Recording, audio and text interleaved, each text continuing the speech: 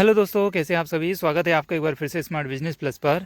दोस्तों, अभी हम आ चुके हैं इस मेरीगोल्ड के फार्म पर और ये पूरा 1 एकड़ का फार्म है, हमारा खुद का फार्म है। और 1 एकड़ के फार्म से हमारे लिए लगभग 7 से 8 लाख रुपए का प्रॉफिट निकालना है। इसका पूरा डिटेल में हमने आपके लिए जानकारी दी थी, कितना इन्वेस्टमेंट हो रहा है, कितना है। तो लगभग हम इसमें 48,000 रुपये तक इन्वेस्टमेंट कर चुके थे और आज इसको 52 दिन हो चुका है। और जो हमारी लागत है वो पहुँच चुकी है 70,000 से ऊपर। वो इसीलिए पहुंच चुकी है क्योंकि हमने समय समय पर इसमें केयर की है और 1% भी इसमें कोई हमने ऐसी कमी नहीं रखी है जिसकी कोई ये कह दे कि नहीं भैया आपने ये कमी रख दी। या फिर हमारे लिए भी अंदर से तसल्ली है कि हमें ऐसा ना लगे कि हमने इसमें इस चीज़ की कमी कर दी। हमने पौधे को भरपूर खाद दिया है, भरपूर इसमें जो भी कीटनाशक की, हाई पावर की या फिर फंगीसाइड की जो भी ज़रूरत थी वो समय समय पर हमने डाली है। खाद भी पूरा भरपूर मात्रा में दिया है। जो भी माइक्रो न्यूट्रिएंट की ज़रूरत थी वो पौधे को हमने दी है, ज़मीन को भी दी है। उसका रिजल्ट आप देख पा रहे हैं। ये पूरा जो हमारा पौधा है, लाइन से लाइन की दूरी है 2.5 फीट और पौधे से पौधे की दूरी 2 फीट है। और आज 52 दिन हो चुके हैं। 52 दिन में हमारा पौधे से पौधा टिकने की तादाद पर है। इसमें किसी भी तरह का कोई रोग वायरस आपको दिखाई नहीं देगा क्योंकि समय समय पर हमने इस पर स्प्रे करवाया है। यहाँ पर संजू भाई स्प्रे कर रहे हैं इसमें। और पौधे में कोई रोग वायरस ना आए, फंगस ना आए, उसका पहले ही हम स्प्रे करवा देते हैं।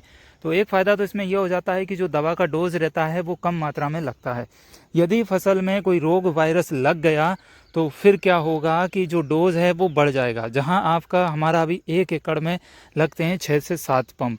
यदि हम इसमें रोग वायरस यदि लग जाता तो वही 15 पंप पे हमारा पहुंच जाता। तो पहली बात इन्वेस्टमेंट बढ़ जाता, फिर लेबर कॉस्ट बढ़ जाता, दवा का भी बढ़ जाता और पौधा फिर ठीक हो ना हो उसका कोई गारंटी नहीं रहती। लेकिन अभी पौधा पूर्ण रूप से स्वस्थ है तो इसमें कम मात्रा में ही डोज लगता है। जैसे हम मार्केट का इंसेक्टिसाइड लेके आए, दुकान वाले ने बोला 40 ml डालना है, जबकि हम उसको डालते हैं 20 ml प्रति पंप में। जो पंप है वो हमारा 15-16 लीटर का है। तो दुकान वाले ने हमारे लिए बोला 40 ml प्रति 16 लीटर में डालना है, हमने 20 ml डाला। तो ये दवा का डोज है वो भी हमने आधा कर दिया है। तो यही एक सबसे अच्छा फ़ायदा है कि दवा का जो डोज़ है वो आधा हो रहा है। हर 8 दिन में स्प्रे करवा रहे हैं, फसल पूर्ण रूप से स्वस्थ है। और इसमें फ्लावरिंग भी आ गई है। और हमने आपको पहले कई बार बताया कि इसकी कलियों को तोड़ना पड़ेगा, बड्स को तोड़ना पड़ेगा, वो हमने तोड़ी। लगभग हमने 1.25 महीने तक तोड़ाई की, फिर इसके बाद में बंद कर दिया। और आज 52 दिन में हम इसमें से मेरीगोल्ड की जो फ्लावर हैं उनकी तोड़ाई कर चुके हैं। पहला जो तोड़ाव किया था हमने, फूलों को नहीं लिया था, वो हमारा आया था लगभग 15 kg के आसपास और इसमें 65 माला बनी थी। और उनको जो माला का रेट मिला वो 15 रुपये प्रति माला के हिसाब से मिला। फिर दोबारा हमने और माला बेची तो वो 20 रुपये प्रति माला के हिसाब से मिला हमारे लिए रेट। तो देखा जाए तो मोटा मोटी तौर पर रेट भी काफ़ी अच्छा मिल रहा है हमारे लिए। और इन्वेस्टमेंट भी दिल से किया है भाई, क्योंकि हमें खुद को संतुष्टि होना चाहिए और मन में ये ऐसा नहीं रहना चाहिए कि हमने इसमें कोई इन्वेस्टमेंट नहीं किया। अगर ये कमी और पूरी कर देते तो ऐसा हो जाता। तो ये हमने चांस ही नहीं दिया। ये आप पूरा देख पा रहे हैं, ये पूरा 1 एकड़ का फार्म है और हर तरह की दवा का स्प्रे किया है। और सबसे अच्छी बात, किसान क्या करते हैं, एक दवा पकड़ लेते हैं, जैसे कि एसिटिमाप्रिड पकड़ लिया या क्लोरोपाइरीफॉस पकड़ लिया। तो जो भी दवा आपके लिए देनी है वो एक पकड़ ले, भैया कीटनाशक की एक दवा है तो उसी का बार बार स्प्रे कर रहे हैं। तो ये गलती कभी भी नहीं करना है। आपको जब भी कीटनाशक का स्प्रे करना है, कितने पंप लगेंगे उस हिसाब से लेकर आइए, उसका डबल डोज लेकर आइए। यदि आपके खेत में 10 पंप लगेंगे तो 20 पंप का स्प्रे लेकर आइए। ठीक है, अब 20 का लेके आएंगे, क्यों? क्योंकि वो एक तो सस्ता पड़ जाएगा। दूसरी बात, जब 20 का आप लेकर आएंगे तो पहले 10 पंप लगेंगे उसका स्प्रे कर दीजिए, फिर नेक्स्ट डोज जो इंसेक्टिसाइड का होगा उसको बदल दीजिए ताकि पौधे को एक ही चीज़ की आदत ना लगे। बदल दीजिए, फिर तीसरी बार में उसको दीजिए। तो ऐसा यदि आप करेंगे तो पौधा पूर्ण रूप से स्वस्थ रहेगा और उससे किसी की भी आदत नहीं पड़ेगी। ज़्यादातर किसान भाई यही गलती कर देते हैं कि जो भी स्प्रे होता है एक दवा लेकर आए, बस उसी का स्प्रे चल रहा है, फिर वो खत्म हो गई, फिर दोबारा फिर चले गए। फिर इसके बाद में सस्ती दवा ढूंढते हैं, दुकान वाले के पास जाके भैया ये वाली दे दो। दुकान वाले ने कहा ये नहीं भैया ये वाली है, ये अच्छी, ये काम करेगी। काम कर गई, फिर उसी को चला रहे हैं बार बार 6-6 महीने तक। एक ही फसल में पूरी एक दवा से ही पूरी फसल ले ली। तो ऐसी गलती नहीं करनी चाहिए। यदि फसल में रोग वायरस लग गया तो वह फिर किसी भी दवा को पौधा एब्जॉर्ब नहीं करेगा। और जो कीट हैं उनको भी आदत पड़ जाती है एक ही दवा का टेक्निकल खा खा कर, तो फिर कीट भी, इल्लियाँ नहीं मरती, मोटी से मोटी इल्लियाँ खत्म नहीं होती एक हैवी से हैवी डोज से।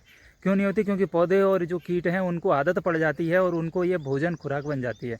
तो ये गलती कभी ना करें कि जब भी आप स्प्रे करें फसल में तो हर स्प्रे पे आपको डोज को चेंज करना है, टेक्निकल को चेंज करना है। ऐसा करने से आपका पैसा बचेगा, लागत बच जाएगी और फसल पूर्ण रूप से सुरक्षित रहेगी। यही सीक्रेट टेक्निक हमने अपनाई है और कई बार चैनल पर आपके लिए बताया है कि हमेशा एक दवा का स्प्रे ना करें किसी भी फसल पर। कुछ भाई बोल रहे थे कौन सी कंपनी की दवा बेस्ट रहती है, तो भैया हर एक कंपनी की दवा बेस्ट रहती है। फसल में रोग न लगने के पहले हर 8 दिन में आप स्प्रे करवाते रहिए। तो हर कंपनी की दवा बेस्ट है, चाहे किसी भी लोकल कंपनी की ले लो, चाहे किसी ब्रांडेड कंपनी की ले लो, डिपेंड करता है किसान के ऊपर। हम जो दवा लेकर आते हैं वो लोकल कंपनी की भी ले आते हैं, महंगी से महंगी दवा का भी स्प्रे किया है और सबके डोज को आधा करके दिया है। क्यों दिया है? क्योंकि फसल में रोग वायरस नहीं है, इसके पहले ही उसमें स्प्रे करवा दो ताकि फसल पूर्ण रूप से सुरक्षित बनी रहे। दूसरी बार डोज को आधा कर दिया है तो वहाँ पर पैसा बच गया, लेबर कॉस्ट बच गई, लागत बच गई, फसल पूर्ण रूप से सुरक्षित है। और किसान का भोजन, आत्मसम्मान, मेहनत, सब कुछ सिर्फ फसल ही है। यदि फसल स्वस्थ है तो किसान स्वस्थ है, और यदि फसल ही अस्वस्थ है, फसल बीमार है, तो किसान खुद बीमार है। तो इसीलिए फसल जैसी रहेगी वैसे ही किसान लहराएगा। आप मेरे चेहरे पर मुस्कान, खुशी देख सकते हैं। क्यों? क्योंकि फसल अच्छी है भैया। अब भाव डिपेंड करेगा मार्केट के ऊपर कि किस तरीके का चल रहा है। हम अपनी तरफ से तो अपना बेस्ट परफॉर्मेंस दिखाएं। अब यदि इसी एकड़ खेत में हम मक्खा लगा देते तो मुश्किल से 20-25 हज़ार रुपये और 30 हज़ार रुपये से ज़्यादा मक्खा नहीं होती, और लागत ही उसमें 25-30 हज़ार रुपये आ जाती। तो ले दे के प्रॉफिट लॉस जीरो हो जाता, समय चला जाता, मेहनत चली जाती, और भाव नहीं मिलता, बारिश तेज़ हो जाती तो भी फिर जेब से देना ही पड़ता। तो कई बार घाटे का सौदा भी हो जाता है। लेकिन यदि आपके यहाँ पर मेरी गोल्ड बिक रहा है, अच्छे से बिक जाता है, आसपास की मंडियों में बिक जाता है, तो आपको इस फील्ड में उतरना चाहिए। ये जो फार्म है पूरा 1 एकड़ का फार्म है, आप देख पा रहे हैं। ये मेरी गोल्ड लगा हुआ है वहाँ से लेके और यहाँ तक। अगर 1 ही एकड़ फार्म है, इसमें हम मक्खा लगाते तो 30-40 हज़ार, और 40 हज़ार का मान लो 40 हज़ार लगा देते, प्रॉफिट निकलता, तब जाके नहीं 30 हज़ार रुपये लागत लगाते, 40 हज़ार रुपये प्रॉफिट निकलता। 4 महीने खेत पूरा भरा रहता हमारा, ठीक है ना। और 4 महीने 3 से 4, 3.5 से 4 महीने भरा रहता खेत, तब जाके 10 हज़ार मिलते और हम ब्याज में लगे रहते हैं, ठीक, फ्री फोकट में। यहाँ पर अभी इन्वेस्टमेंट जो हुआ है वो 70 हज़ार पार कर चुका है 1 एकड़ से, और प्रॉफिट है वो 7 लाख प्लस है। तो आप देख पा रहे हैं कि जितना ज़्यादा इन्वेस्टमेंट उतना ज़्यादा प्रॉफिट, जितना कम इन्वेस्टमेंट उतना कम प्रॉफिट। डिपेंड करता है किसान भाई के लिए किस तरीके से मेहनत करनी है। उधर आपको स्प्रे पंप की आ रही होगी आवाज़, देखो उधर स्प्रे चल रहा है एक फसल में, पेट्रोल वाला पंप है उधर, और ये स्प्रे चल रहा है। छोटी छोटी बातें हैं जिनका ध्यान रखेंगे तो भाई अच्छा खासा हम प्रॉफिट निकाल सकते हैं। आप कौन सी खेती कर रहे हैं, किस तरह की जानकारी चाहते हैं, आप हमें कमेंट करिए। हम नेक्स्ट वीडियो में आपके सवालों के जवाब जरूर देंगे और आपको बताएंगे। यहाँ पर ये कलकत्ती गेंदी लगाई हुई है, ये पूरा रेड कलर का है, और कुछ लाइन हमने येलो कलर में भी लगाई हुई है। और ज़्यादातर जो डिमांड रहती है वो इसी फूल की रहती है। और देख पा रहे हैं आप, हर एक पौधा अच्छे से फुटाव ले रहा है और पूरा बेहतरीन भर चुका है।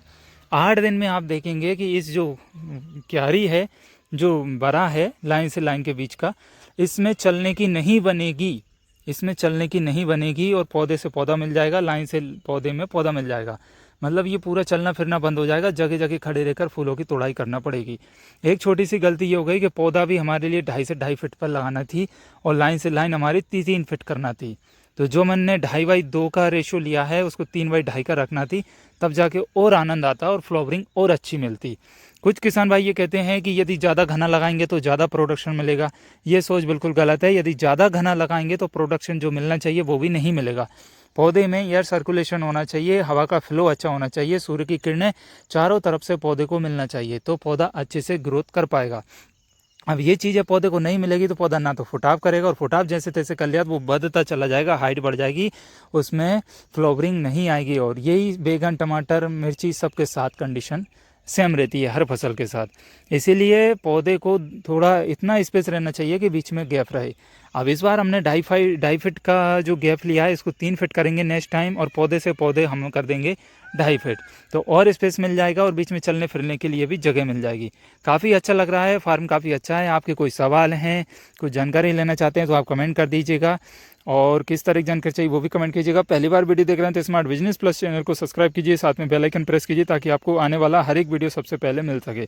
हम यहाँ इस चैनल पर जैविक खेती से रिलेटिव जानकारी देते रहते हैं, और लाखों ऐसे किसान हैं जिन्होंने केमिकल को छोड़कर जैविक की ओर उतर गए हैं और अपने लाखों रुपए बचाए हैं और प्रॉफिट अच्छा लिया है। ये आप देख पा रहे हैं, उधर हमने खीरा लगाया हुआ है। हम टेक्निकल खेती भी करते हैं, बेड मल्चिंग पर खीरा लगा हुआ है। नेक्स्ट वीडियो आपको खीरे के ऊपर जानकारी देंगे। चलिए मिलते हैं अगली वीडियो में, तब तक के लिए अपना ख्याल रखें, स्वस्थ रहें, मस्त रहें, मुस्कुराते रहें।